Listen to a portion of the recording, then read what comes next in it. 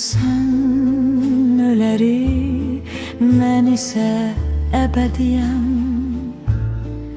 Xəyallardan hörülmüş möhtəşəm abidəyəm. Mənə olan ehtiras şairə əzab verir. Daş sinəm məhv edəcək sırayla sizi bir-bir.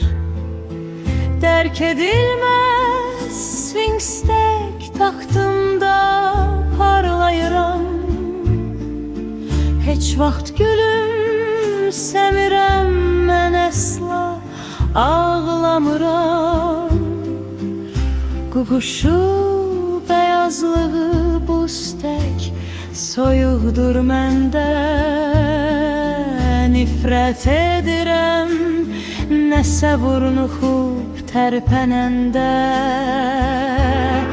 Mən məğrur abidələr yapmağa bir nümunə oldum ki, qoy şairlər seyr edib dönə-dönə. Yandırıb kül etsinlər ruhlarını qarşımda. Şairləri cəzb edən yuxusuz gözlərimdir. Bu mənim cadum, seyrim, ecazkar bir sirrimdir.